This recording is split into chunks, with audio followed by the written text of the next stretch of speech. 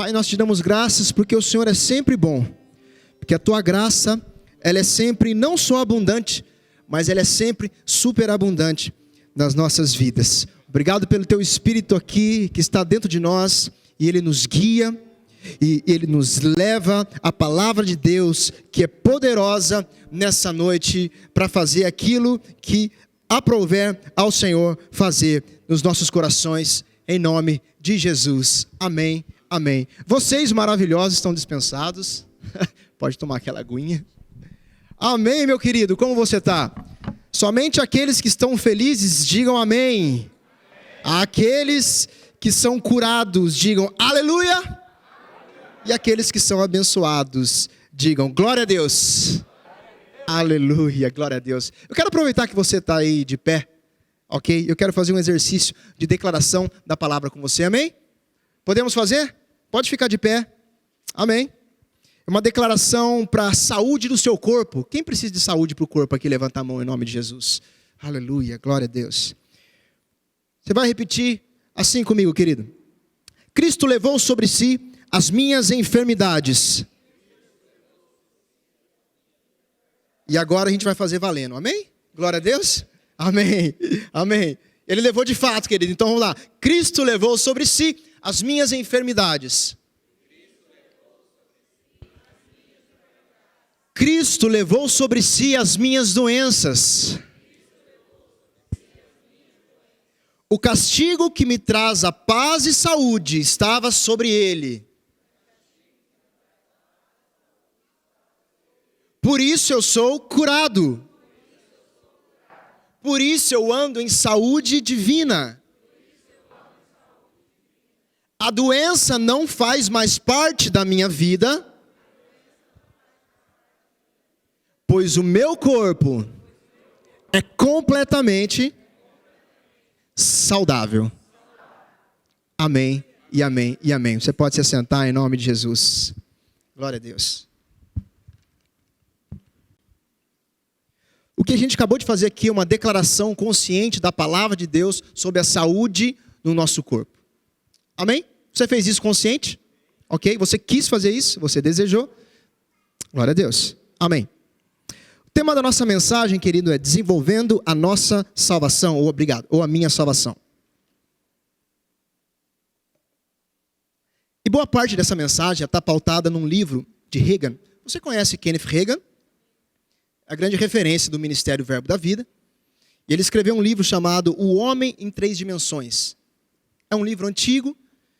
Se você não leu, recomendo você ler, adquirir esse livro. É um livro que eu acho que custa em torno de R$10.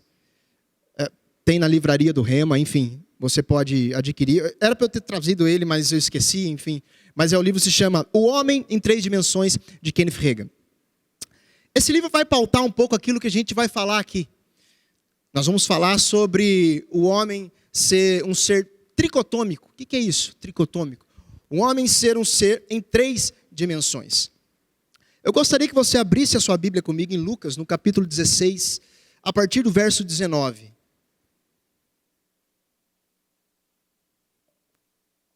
Eu vou abrir aqui também.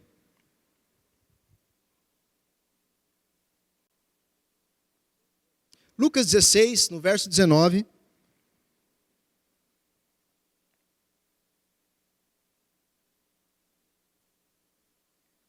Lucas 16, 19. Você encontrou aí? Amém?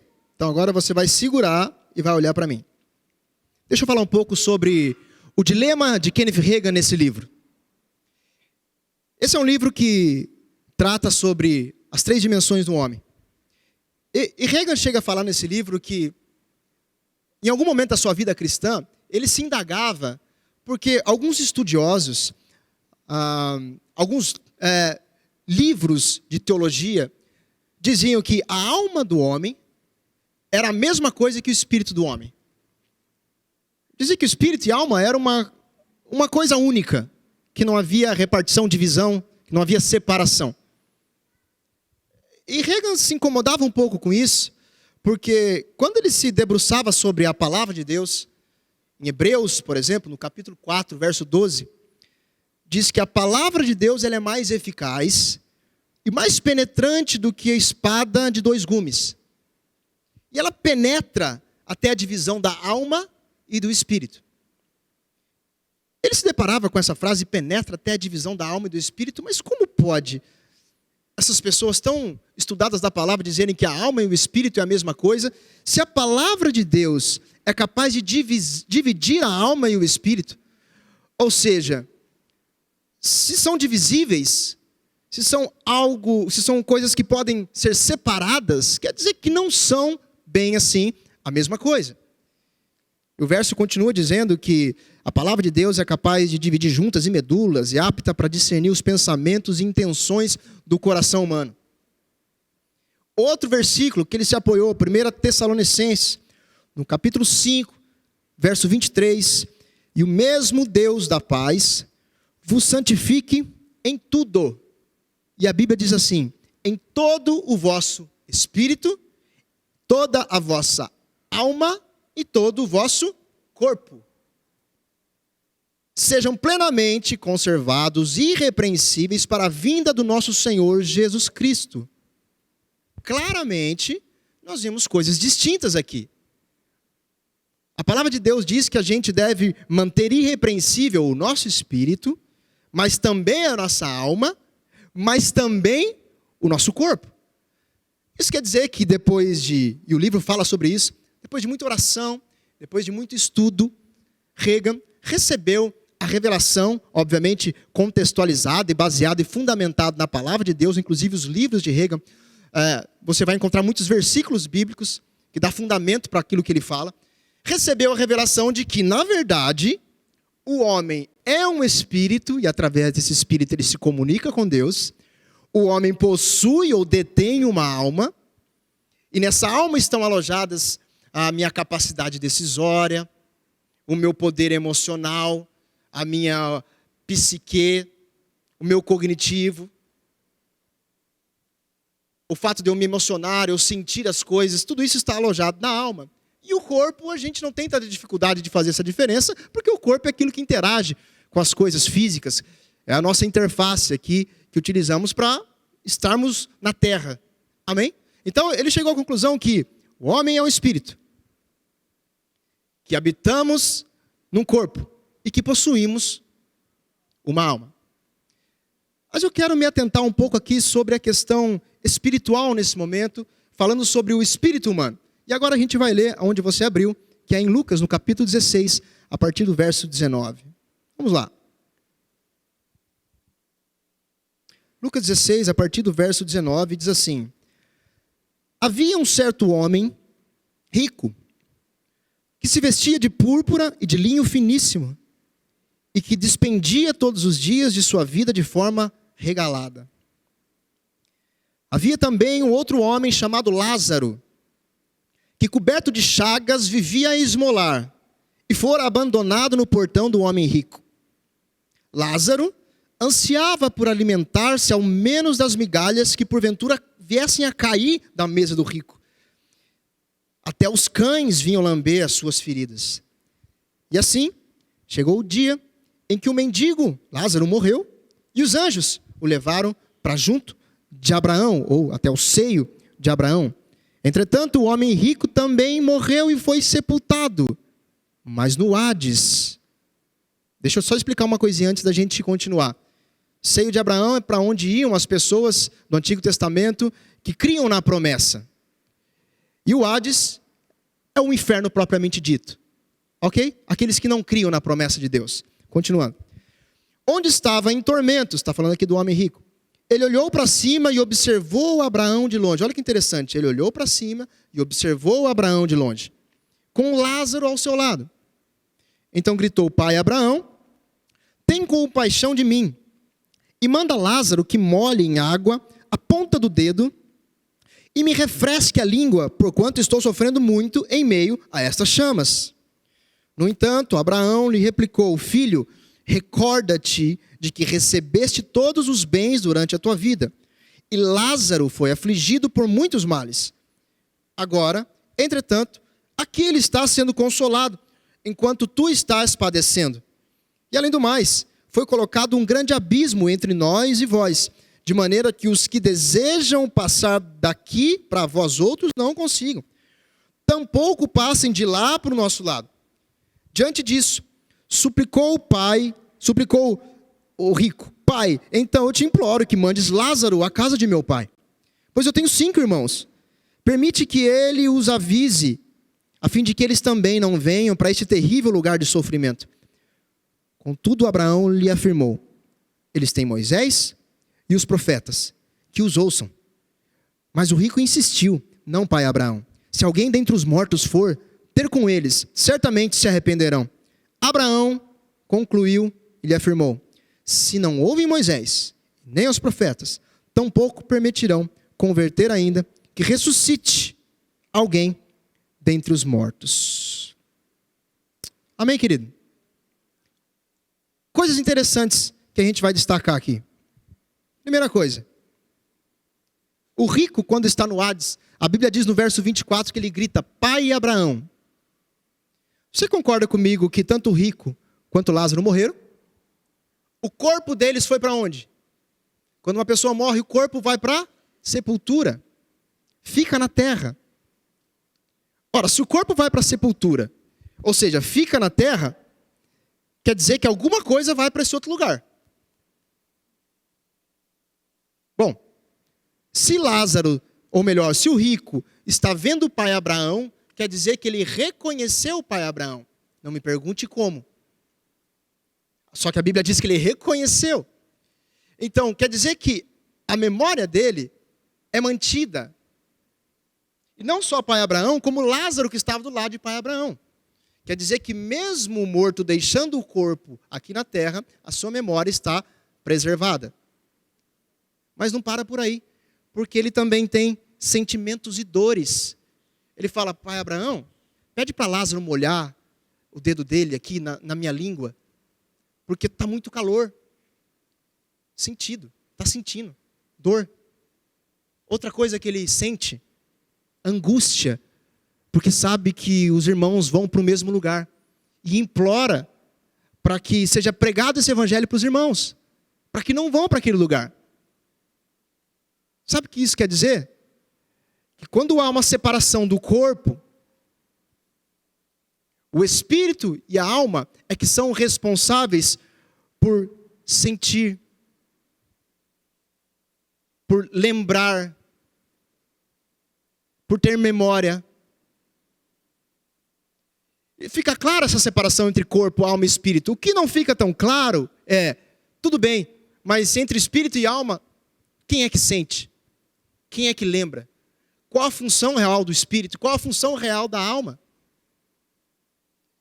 A Bíblia diz em 1 Coríntios 14, Paulo diz assim: porque se eu orar em língua desconhecida, o meu espírito ora bem, mas o meu entendimento fica sem fruto. Sabe o que ele quer dizer aqui? Ele está falando assim: se eu orar em língua desconhecida, o meu espírito ora bem. Olha a conexão que ele faz. Quando eu oro, o meu espírito ora. Se o meu espírito ora, eu oro. Eu oro. Ou seja, quer dizer que eu sou o meu espírito sou eu. Porque se quem ora é o meu espírito e sou eu que estou orando, então eu sou o meu espírito. Amém? Em Ezequiel, no capítulo 36, verso 26, diz assim: também vos darei um coração novo. Coração na Bíblia, na maioria das vezes, quer dizer espírito. Vos darei um coração novo, ou posso trocar tranquilamente por espírito novo. Ezequiel, profeta do Antigo Testamento, profetizando sobre a nova aliança. Vos darei um coração novo e porei dentro de vós um espírito novo. E tirarei da vossa carne o coração de pedra. Ele não está querendo dizer exatamente que o nosso coração é de pedra, a gente sabe que o coração é um músculo, óbvio, mas ele está falando aqui do espírito antes do homem nascer de novo. Amém? Daquele espírito que não tem a capacidade de crer em Deus, porque não nasceu de novo. Então vamos lá. Ele diz: tirarei da vossa carne o coração de pedra e vos darei um coração de carne, ou seja, um coração que é capaz de crer em Deus. Ou seja, um espírito novo, um coração novo, um espírito de fato aquebrantado e novamente ligado a Deus. porei dentro de vós o meu espírito e farei que andeis nos meus estatutos e guardeis os meus juízos e os observeis. Então, quando esse homem morreu, ele foi espírito, mas ele não foi só espírito, ele foi alma também. Sabe por quê?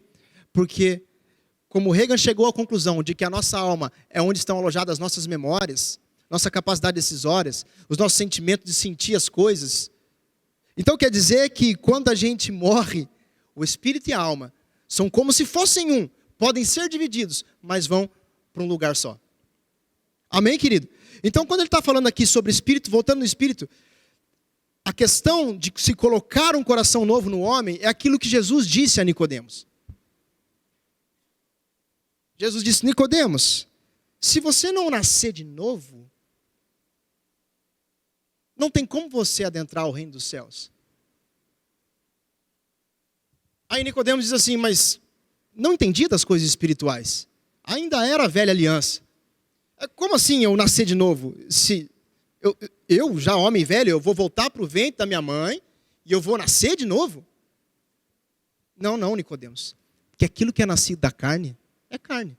Mas aquilo que é nascido do Espírito é Espírito. Isso quer dizer que o novo nascimento que Jesus estava se referindo, que Ezequiel estava se referindo, e que, 2 Coríntios, capítulo 5, verso 17, Paulo diz: portanto, se alguém está em Cristo, nova criatura é, as coisas velhas se passaram. O que é coisa velha? O meu espírito velho se passou.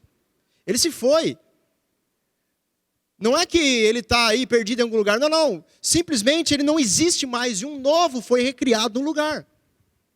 Nós estamos falando aqui da salvação do Espírito. Jesus disse para Nicodemos da salvação do Espírito. Paulo está falando aqui da salvação do Espírito. Ezequiel está falando aqui da salvação do Espírito. 2 Coríntios 2, 5, 1. Porque sabemos que se a nossa casa terrena deste tabernáculo se desfizer, temos um edifício de Deus, uma casa não feita por mãos, eternas no céu. O que é casa terrena? Está falando do meu corpo, não é da sua casa, onde você está lá com a sua cama, ou o seu sofá, ou o seu eletrodoméstico. Não, ele está falando da casa terrena, que é o nosso corpo, o tabernáculo terreno.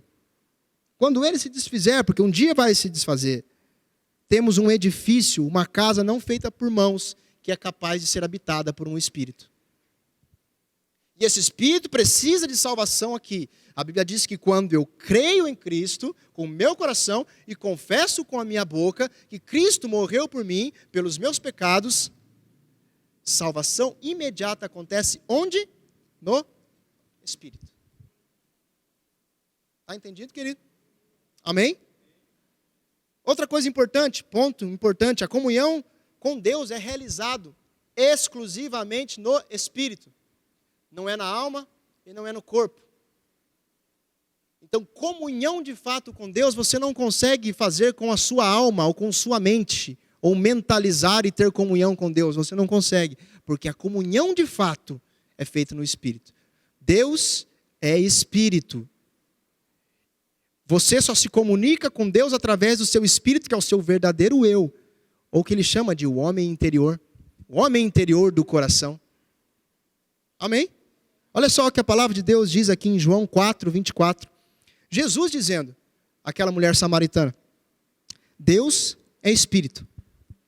E importa que os que o adorem em Espírito e em verdade. Isso quer dizer que qualquer pessoa lá fora que nunca aceitou a Cristo e nunca nasceu de novo, não pode adorar a Deus. Você sabia disso? Qualquer pessoa que não nasceu de novo e teve seu espírito recriado, não pode adorar a Deus. As pessoas lá fora que não têm a Cristo, não reconheceram a Cristo um dia como Senhor e Salvador, só podem louvar a Deus ou louvar os seus atos. Mas não adorar a Deus. Porque Jesus está dizendo aqui que Deus é Espírito e importa que os que o adorem em Espírito e em verdade. Para que haja uma adoração genuína recebida por Deus, só é possível acontecer no espírito recriado do homem. Se alguém um dia falar para você: eu estou adorando a Deus, pergunta para ele: você nasceu de novo? Mas como assim nasceu de novo? Então, Jesus morreu na cruz, e você tem um bom motivo para evangelizar. Amém? Porque só pode adorar a Deus quem nasceu de novo. Amém, querido? Romanos 8,16 diz assim: o mesmo Espírito testifica com o meu Espírito, ou com o nosso Espírito, que nós somos filhos de Deus. Como eu sei que eu sou filho de Deus? Somente se você nasceu de novo. O Espírito Santo vem então habitar dentro do seu espírito, agora recriado, um espírito não mais desconectado de Deus. Não sei se você lembra, Jardim do Éden, Adão, Eva, pecado, desconexão com Deus. Milhares de anos o homem desconectado, Jesus vem até nós, o sangue dele paga o pecado na cruz, nós aceitamos esse sacrifício e esse sangue nos limpa. O sangue e a água, e o Espírito vem morar dentro do nosso espírito. A partir de então eu posso adorar a Deus, a partir de então eu posso ter comunhão com Deus, e algo poderoso, eu posso ter uma vida de fé. Porque a fé de fato só acontece para aqueles que nasceram de novo, porque ela é algo espiritual. Quem não nasceu de novo não consegue ter fé em Deus. Pasmem-se vocês. Porque a fé é espiritual. E é invisível. Deus de antemão, ele já, olha como é doido. Deus deu mais importância a coisas invisíveis do que coisas visíveis. Sabe por quê? Pensa comigo. Jesus, olha o que eu vou falar. Jesus invisível era mais importante do que o Jesus visível. Porque Jesus fazia os milagres diante dos discípulos, ele operava maravilhas, tudo físico. As pessoas podiam tocar no mestre, podiam pegar nele, viam as curas que ele estava fazendo. Mas ele diz assim: é melhor que eu vá. Porque se eu não for, o Espírito não pode, o Consolador não pode descer. Porque quando ele descer, ele vai relembrar vocês, de fato, tudo o que eu disse. Só que de uma maneira invisível. Ou seja, eu crer naquilo que o Espírito me diz é algo invisível. E Deus sabia disso. E ele decidiu fazer assim, dar mais importância àquilo que é invisível do que àquilo que é visível. Porque a fé diz aqui em Hebreus 11:1, que ela é o firme fundamento das coisas que se esperam e a prova do que não se vê. A certeza do que eu não vejo. Por isso que Deus escolheu algo invisível para que ele pudesse que você pudesse agradá-lo. Porque sem fé, sem crer em algo invisível, é impossível agradar a Deus. Espírito invisível, fé invisível. Como eu agrado a Deus? Entendendo que o invisível é muito mais importante e acaba sendo muito mais real do que o visível. O visível dura 70, 80, 90 anos nessa terra. O invisível não tem fim. É infinito. Você tem a sua vida visível, 70, 80, 90 anos para praticar aqui o seu cristianismo, para então colher uma vida invisível na glória durante toda a eternidade. Captou essa mensagem, querido? Você entendeu sobre o nosso espírito, sobre o espírito do homem? Amém? Agora eu queria que você abrisse a sua Bíblia comigo. Em 1 Pedro, capítulo 1, a partir do verso 9. Me deram hoje aqui até 10h30. Eu vou ser fiel a esse tempo, tá? Intervalo, fica tranquilo, eu vou ser fiel até 10h30. Glória a Deus. 1 Pedro, capítulo 1, verso 9.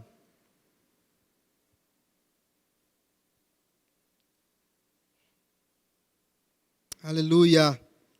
Repita assim comigo: eu não sou movido pelo que vejo. Eu não sou movido pelo que eu sinto. Mas eu sou movido pelo que eu acredito. Aleluia, Jesus. Aleluia. Glória a Deus. Chegou em 1 Pedro 1, 9. Aleluia. Vamos ler. alcançando o fim da vossa fé. Talvez a sua versão esteja um pouco diferente, mas o significado aqui é o mesmo. Alcançando o fim da vossa fé. O fim da vossa fé, eu posso muito bem trocar esse fim por objetivo. O fim aqui significa objetivo. Alcançando o objetivo da vossa fé.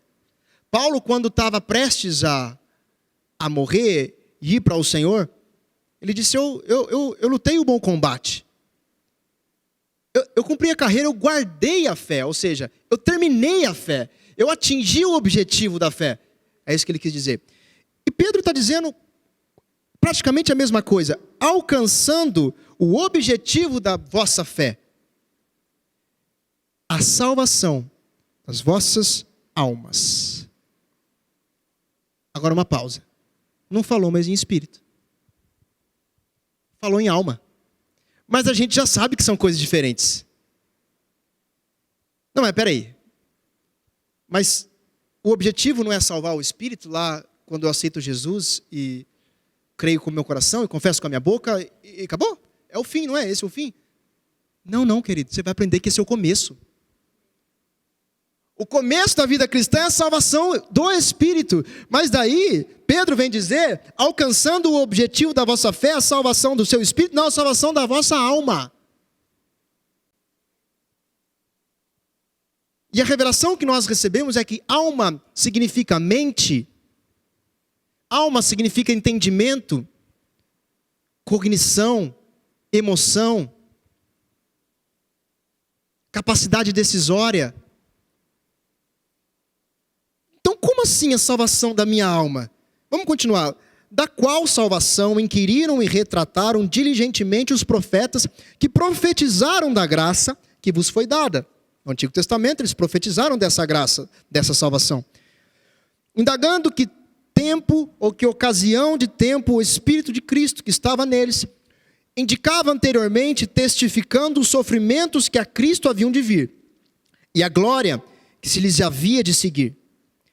Aos quais foi revelado que não para si mesmos, mas para nós, ou seja, não para eles do Antigo Testamento, para nós da Nova Aliança. Eles ministravam essas coisas que agora vos foram, vocês da Nova Aliança, anunciadas, por aqueles que pelo Espírito Santo enviado do céu, vos pregaram o Evangelho.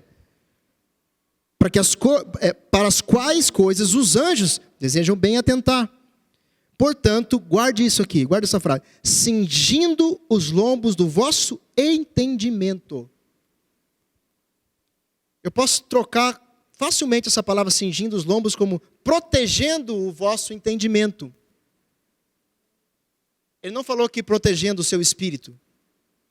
Entendimento é mente, alma.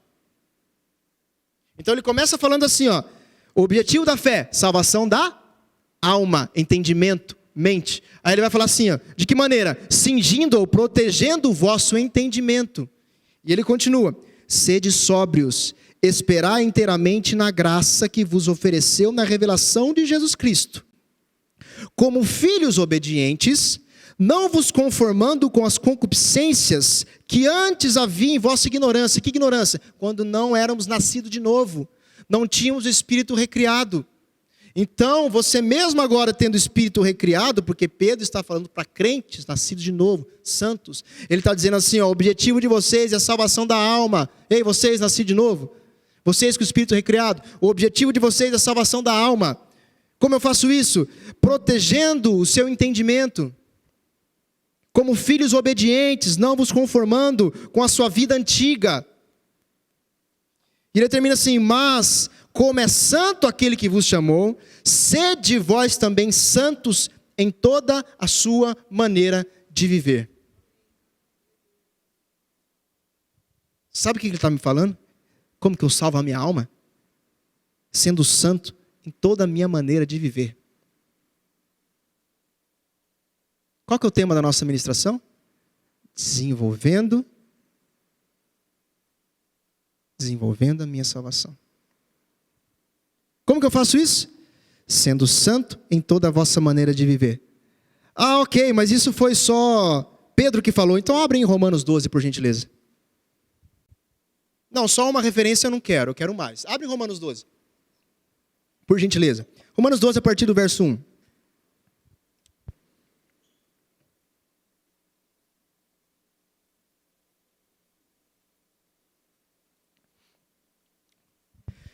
A palavra de Deus vai dizer assim: portanto, caros irmãos, rogo-vos pelas misericórdias de Deus, que apresenteis o vosso corpo como sacrifício vivo. Olha que interessante um detalhe. Ele está dizendo aqui, ele já está falando de corpo. O primeiro verso é corpo. Apresentem o corpo de vocês. Querido, quando você nasce de novo, o seu espírito já é de Deus. Você nasceu de novo. É dele, o Espírito Santo habita lá, é dele. Mas aqui Paulo fala assim, então apresente o corpo. Porque o corpo ainda não é. O corpo ainda é corruptível. É carne. Somos tentados por essa corrupção do corpo. Por essa corrupção da nossa carne. Então o nosso corpo ainda não é santificado e pronto como é o Espírito. Amém? Então ele diz assim, apresente o corpo de vocês como sacrifício vivo, santo e agradável, que é o vosso culto lógico ou racional. Apresente, como é um culto racional, ele está dizendo assim, você decide ir e apresenta o seu corpo, racionalmente. E olha o verso 2, que é onde eu queria chegar. E não vos amoldeis ao sistema deste mundo, mas sedes transformado pela renovação da vossa mente, alma, entendimento. O que acontece se eu renovar a minha mente, o meu entendimento, a minha alma, ou seja, praticar a salvação da minha alma, para que experimenteis qual seja a boa, agradável e perfeita vontade de Deus. Isso quer dizer que um crente nascido de novo, recriado no Espírito, pode não aproveitar e usufruir da boa, agradável e perfeita vontade de Deus nessa terra. Ah, mas é só nessa terra, não tem problema, isso reflete na sua eternidade. Vocês lembram do galardão? Estão lembrados? Aquilo que você faz aqui, a vida que você leva aqui, é que vai refletir diretamente no seu galardão. Se as suas obras representarem feno, palha, madeira, tudo vai se queimar com fogo. Mas se forem pedras preciosas, diamantes, o fogo vai passar pelo fogo, vai ser provado pelo fogo, mas vai ficar mais limpo, mais valioso, mais puro. A salvação da nossa alma é aprimorando a nossa maneira de viver na terra, através do desenvolvimento ou da transformação da nossa mentalidade. Eu ainda não estou contente, eu quero mais uma referência. Tiago, no capítulo 1, quero que você abra, por favor. Para você não dizer que eu estou falando aqui versículos alheios e sem nenhum sentido. Tiago, no capítulo 1, a partir do verso 21. Eu quero deixar claro para você que Deus não vai fazer nada com o seu corpo e com sua mente, querido. Ele já fez com o seu espírito. Quando você acreditou e creu em Cristo. Agora, quem vai fazer alguma coisa com a sua mente e com o seu corpo é você. É você que apresenta o corpo. É você que transforma a mente. Amém? Abre lá em Tiago, capítulo 1. Por favor. Opa, olha só quem chegou aqui. O Homem em Três Dimensões. Esse livrinho, poderoso, querido, poderoso. Esse senhorzinho aqui, pensa num homem cheio da glória. Foi morar com o pai em 2003, se eu não me engano. Amém? Glória a Deus. Deus seja louvado pela vida de Kenneth Reagan. Tiago capítulo 1, a partir do verso 21, diz assim: portanto, despojando-vos de toda impureza e acúmulo de maldade. Deixa eu falar uma coisa para vocês. Ele está falando para crentes. Ok? Salvos no Espírito. Despojando-vos de toda impureza e acúmulo de maldade. Então, você vê que tem chance do crente ter impureza e ter acúmulo de maldade. Ok? Acolhei com mansidão, olha só, ele acrescenta, ele põe um ingrediente tão maravilhoso aqui nessa equação, que ele fala assim, acolhei com mansidão a palavra em vós implantada, a qual é poderosa para salvar a vossa alma, entendimento, mente. O que ele está dizendo? A palavra que foi em vós implantada, a verdade de Cristo que já está aí, ela é poderosa para salvar a sua alma. Não quer dizer que já salvou, mas quer dizer que pode começar a salvar. E eu vou mostrar como. Amém? Vamos continuar. Tornai-vos, pois, praticantes da palavra e não somente ouvintes. Olha outro ingrediente na equação. Tornai-vos, pois... Você percebe que os apóstolos eles falam a mesma língua, a mesma coisa, só que um complementa o outro com mais informação? Tem coisas adicionais que vão elaborando mais a equação. Vamos lá. Porque se alguém é ouvinte da palavra e não praticante, assemelha-se ao homem que contempla no espelho o seu rosto natural, pois a si mesmo se contempla e se retira, e para logo se esquece de como era a sua aparência. Mas aquele que considera atentamente a lei perfeita, olha o código aqui, aquele que considera atentamente a lei perfeita, lei da liberdade, e nela persevera, não sendo ouvinte negligente, mas operoso praticante, esse será bem-aventurado naquilo que realizar. Qual é a bem-aventurança no meu realizar, ou em tudo que eu realizar? Salvação da minha alma. Espírito é o ponto de partida. A partir de então inicia-se o processo de salvação da minha alma. Santificação. Sejam santos em todo o seu proceder, na sua maneira de viver.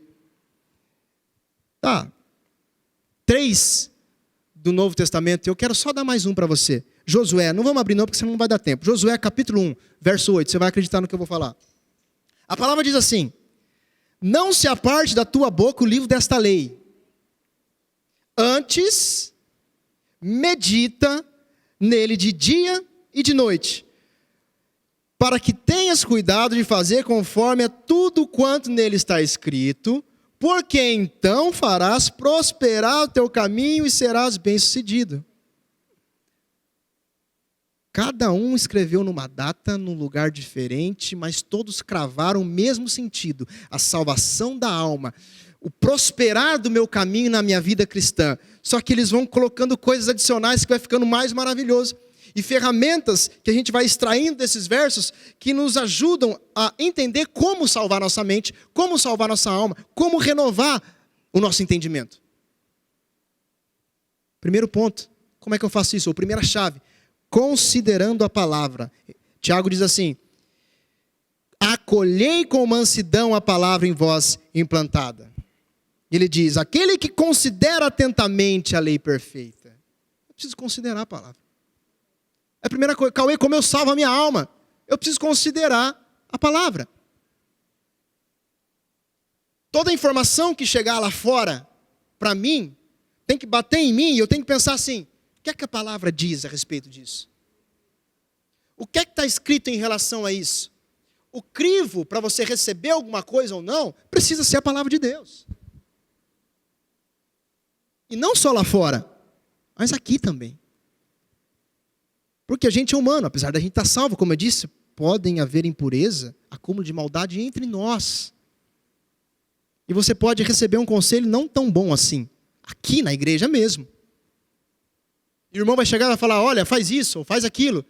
E você vai pensar assim, imediatamente: o que a palavra de Deus diz sobre isso? Sabe o que é isso? Considerar a palavra de Deus como o suprassumo. Nada está acima dela para você. Absolutamente nada. Mas o pastor que tem 50 anos de pastoreio, ele é experiente, e eu me baseio na experiência dele. Não se baseie na experiência de ninguém. Se baseie naquilo que a palavra de Deus diz. Porque é essa que não muda. Os homens mudam. Os conselhos dos homens mudam, mas a palavra de Deus permanece para sempre. Então é nela que você precisa se basear e se fundamentar. Nela, ou ela, que você precisa considerar. Você entendeu esse primeiro passo? Segundo passo. Eu preciso acelerar um pouquinho.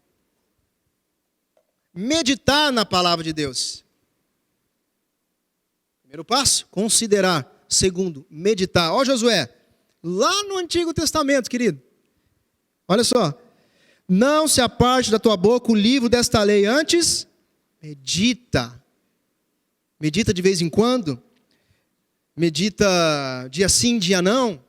Medita de dia e medita de noite. Eu não sei se você sabe, mas antes só tinha dia e noite, tá? Não tinha essa divisão que a gente tem hoje de manhã, tarde e noite. É de dia e de noite. O tempo todo medita nessa palavra. Deixa ela remoendo dentro de você o tempo todo. Então você vai fazer de fato prosperar o seu caminho. Ou como diz Tiago, ou como diz Paulo, ou como diz os apóstolos, você vai sim salvar a sua alma mediante a consideração dela, mediante a meditação na palavra de Deus. E a terceira chave, que eu queria gastar um pouquinho mais de tempo aqui. Declarar a palavra. A Bíblia diz em 2 Coríntios, capítulo 4, verso 13. Eu criei, por isso falei. Quando Deus criou todas as coisas, Ele não só mentalizou, Ele não só pensou. É óbvio que Ele fez isso. É óbvio que Deus visualizou, mentalizou, pensou. Mas Ele disse. Ele declarou. Haja luz. Então houve luz. Não foi Deus pensando. Se Ele ficar só pensando, não ia acontecer nada. Haja e houve. Façamos o homem e foi feito o homem. Então, a declaração na palavra, ou declarar a palavra, é algo extremamente importante que a gente precisa considerar como chave para a gente renovar a nossa mente, ou salvar a nossa alma, ou nos auxiliar no processo de salvação da alma. E eu vou entrar um pouco agora aqui numa questão meio técnica, tá? Falando em ciência. A ciência sempre comprova aquilo que está escrito na Bíblia. E de meses para cá eu descobri algo tão poderoso, querido, sobre declarar a palavra de Deus, que mudou completamente a forma de eu declarar a palavra. Porque, de maneira bem metafórica, assim, vamos dizer, a gente consegue dividir a nossa mente em duas partes, consciente e subconsciente, tá? Bem básico, metaforicamente falando. O consciente é aquela parte racional, que eu tenho o controle. Que eu posso dizer sim ou dizer não. É uma parte muito manual. Eu controlo. Eu digo sim, eu digo não. Consciente é aquele momento em que eu estou alerta, em que eu estou em vigília. Eu estou percebendo as coisas, eu estou consciente. Mas o subconsciente, ele é a parte emocional. Não é aquela parte racional, cognitiva, de decisão, não. O subconsciente, ele é emocional. E ele não tem filtro, como é o consciente. Porque se eu falo aqui uma afirmação para o Maurício, ele vai poder dizer assim, ó, não e sim.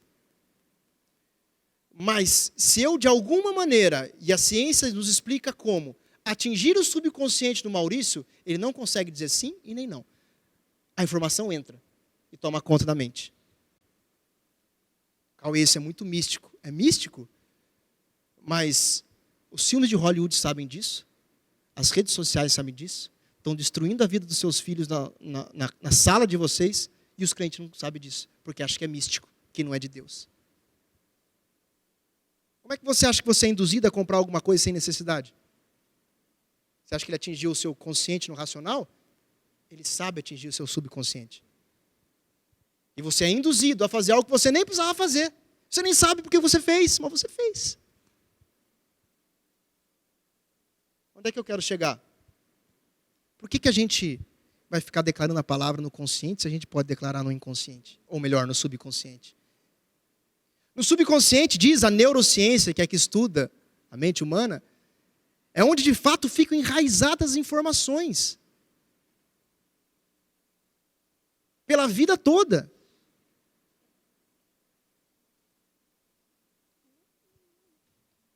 Vou fazer com o Atevaldo aqui. Atevaldo, fala para mim um negócio. Hoje é dia 27 de julho.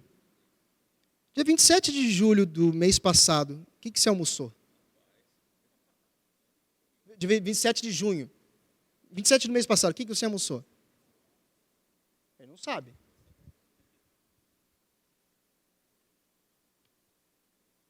Dia...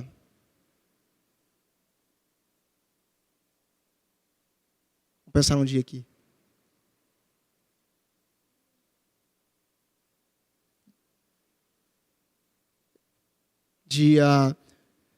Quando o Brasil perdeu de 7-1 onde você estava?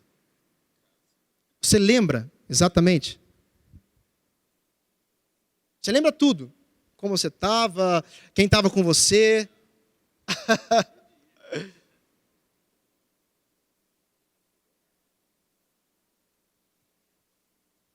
No dia 11 de setembro de 2001, qual era a notícia no Jornal Nacional? Qual foi a notícia do Jornal Nacional antes de ontem? E se assistisse, não ia saber. Ele lembrou de algo 22 anos atrás, mas não tem condição de lembrar de algo 1 semana, 2 semanas atrás. Por quê? Porque o evento das Torres Gêmeas atingiu o subconsciente de toda a população. Você entendeu? Porque existem 2 maneiras de a gente enraizar coisas na mente ou no subconsciente das pessoas. A primeira é repetição. Vou te provar. Quando você foi tirar carta, ok? Foi fácil? Foi tranquilo? Ou você entrava no carro, peraí. Embreagem. Primeira. Ou vai ser ponto morto para eu ligar o carro? Não. Então vamos fazer. Embreagem primeira, liga o carro, freio de mão. Vai soltando. Morreu. Cinto, tem que pôr cinto também. Esqueceu do cinto. Foi difícil, não foi? Se eu sair com você ali, começar a conversar, você vai entrar no seu carro e não vai nem pensar. Por quê? De tanto que você repetiu. Sabe o que a ciência diz? Que o seu subconsciente, ele recebe a informação pela repetição, primeira maneira. Ele tenta te proteger através do seu instinto de sobrevivência. Então ele quer fazer você poupar energia, para você gastar energia com coisa que mais te interessa, porque você já aprendeu a dirigir, você já sabe. Então você faz no automático, não é o seu consciente, você faz no automático. Poupar energia, através da repetição eu consigo. Agora, qual é a outra maneira? E essa é a mais efetiva, que aconteceu com o Atevaldo. Emoção. O acidente, o atentado terrorista trouxe um evento emocional, até mesmo traumático, na cabeça de todas as pessoas. Isso ficou registrado imediatamente no subconsciente. Passou direto, querido. Existe uma barreira entre o consciente e o subconsciente. Como eu disse, eu podia dizer para o Maurício aqui, Maurício, isso é verdade. Ele pode falar, não é. Não passou. Mas existem maneiras de passar direto sem ele ao menos perceber. É por isso que eventos tão traumáticos quando a gente é criança, faz com que a gente tenha comportamentos hoje que a gente nem sabe o que a gente está tendo. Porque está registrado lá, mas você não sabe. Exemplo, uma pessoa que é compulsiva na alimentação, e você fala para ela, faz dieta aí, resolve. E a pessoa luta, ela tenta com dieta, ela até consegue um pouco, depois começa a comer compulsivamente tudo de novo. O que eu estou querendo dizer é o seguinte, pode ser que em algum momento da vida dela, quando ela era criança, ela estava lá comendo e não comia direito. Sabe aquela criança que não come direito e o pai quer forçar e empurrar? E pode ser que ela não comeu tudo. E o pai e a mãe enfesaram e foram lá e bateram na criança. Isso pode ter acontecido algumas vezes, ou pode ser um evento só. O que ficou registrado naquele momento subconsciente? Olha, você tem que comer, senão você vai apanhar do seu pai e da sua mãe. Estou falando aqui de ciência, tá bom? Só que a gente vai aplicar na Bíblia já. Então o que eu estou querendo dizer é, a melhor maneira de nós declararmos de fato a palavra, para que a verdade fique de fato enraizada na nossa mente, e a gente renove a mente, ou como a ciência diz, reprograme a nossa mente, que antes era condicionada a alguma coisa, que pode ser que você nem sabe esteja no seu subconsciente. Talvez você tenta ficar rico e nem consegue, porque no seu subconsciente está dizendo que você é pobre para sempre. Mas eu tento, eu luto, eu faço aquilo outro, eu até quero, conscientemente eu quero, mas o seu subconsciente não quer. Aí você não consegue. Você luta, se esforça, porque a sua mente está programada para a pobreza. Pode ser que você vive doente, mas eu vou no médico, mas a sua mente está programada para a doença. Então, a Bíblia diz que é necessária a salvação da nossa alma, uma reprogramação mental, ou o que a palavra de Deus diz aqui, uma renovação da nossa mentalidade, para que a gente possa viver de fato à luz da palavra. Eu ia fazer um exercício com vocês, não vou porque o tempo já passou. Mas, querido, existem algumas frequências cerebrais que a gente atinge. Isso não é nada místico, isso é ciência. Se eu colocar um eletroencefalograma na cabeça de vocês agora, vocês vão estar em vigília. A frequência está lá em cima. Mas se eu pedir para você fechar o olho, respirar fundo, colocar uma musiquinha de fundo, e você começar a sentir as emoções e falar algumas coisas a seu respeito, você vai perceber que a sua frequência vai abaixar. E você vai entrar num estado que a ciência chama de alfa. Sabia? Que não é loucura esse negócio de falar, você está em alfa. E é verdade. A pessoa baixa a frequência cerebral dela, está em alfa. Então ela está pronta, e estar em alfa ali, que a ciência diz, é pronta para o subconsciente receber a informação e enraizar. O que eu quero dizer? Eu quero dizer que, sim, pode ser efetivo a gente repetir todos os dias da nossa vida, eu sou curado, eu sou abençoado. E eu estar lá no meu banho, eu sou curado, eu sou abençoado. Amém. Uma hora isso de fato vai funcionar. Mas existe uma maneira muito mais rápida, que eu particularmente tenha praticado na minha vida, querido. E aquilo que Jesus disse. Entra no seu quarto. Fecha a porta. Acalma o seu coração. Acalma a sua alma. Coloca uma musiquinha de fundo. Respira. Abaixa a sua ansiedade. Então começa a declarar a palavra de Deus. Obrigado porque eu sou curado. Obrigado porque eu sou abençoado. Querida, sua mente vai virar uma esponja. Essa maneira é 50 a 100 vezes mais efetiva do que simplesmente repetir conscientemente as coisas.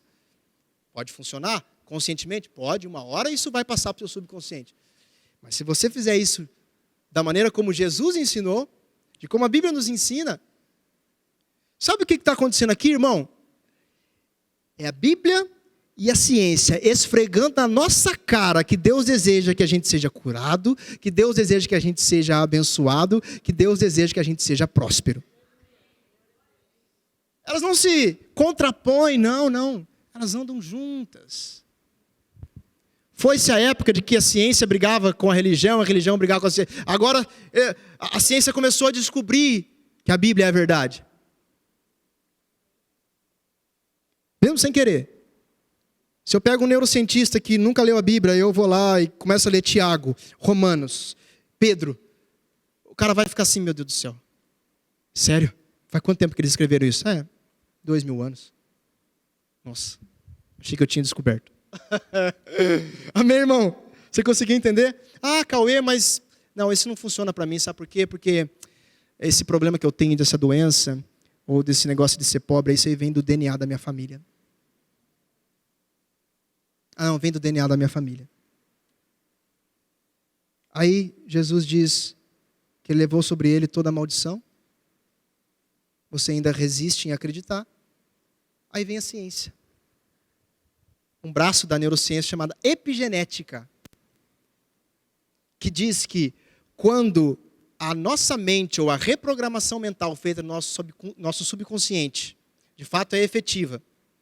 Essa reprogramação mental faz com que os nossos neurônios se reorganizem de uma tal forma que todo o nosso organismo é impactado, inclusive a transformação do nosso DNA.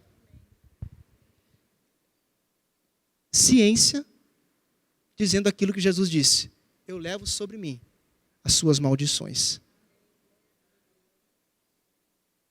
Então não cola mais essa desculpa, meu pai teve problema no coração, eu também vou ter. Não. Porque a salvação da sua alma, a transformação da sua mente, uma hora vai fazer assim, Sabe o que vai acontecer? Tudo dentro de você vai lutar para que o seu corpo seja saudável. Conseguiu captar, querido? Amém? Você está aprendendo alguma coisa essa noite? Glória a Deus. Então vamos para a última chave para a gente encerrar. Passou o tempo. Quarta chave, praticar a palavra de Deus. Então vamos lá. Primeira, considerar a palavra. Segunda, meditar na palavra. Terceira, declarar a palavra. Quarta, praticar a palavra. Diz aqui, e fazer conforme tudo quanto está escrito, porque então farás prosperar o seu caminho e será bem-sucedido. A prática da palavra é que de fato vai fazer, finalizando com a última chave, vai fazer eu prosperar o meu caminho. E quanto mais você declara e mais fica dentro da sua mente enraizado essa verdade da palavra de Deus, mais o seu corpo vai responder à sua mente. Você entende que é a mente que manda no corpo? Se tem uma verdade enraizada que você é curado, qual a informação que o seu corpo vai receber? E você vai começar a praticar a palavra de Deus e vai andar nessa verdade. Muito mais fácil. Você vai ser induzido. Sabia que a graça de Deus, ela te induz a praticar coisas boas? Tito disse isso. A graça de Deus se revelou salvador a todos os homens. E ela é quem nos auxilia a viver uma vida em piedade, longe do pecado. Você conseguiu entender? Resumo, sabe o que eu quero dizer? A sua vida cristã pode ser muito mais fácil do que você imagina. Não, ela não precisa ser uma vida melancólica, ela não precisa ser uma vida difícil, complicada. Não, irmão. Tudo o que você precisa saber é que você precisa desenvolver a sua salvação através da salvação da sua alma, através da renovação da sua mente, do seu entendimento, para que você possa, como diz Paulo em Romanos 12, curtir a boa, perfeita e agradável vontade de Deus. Amém? Você pode se colocar de pé em nome de Jesus?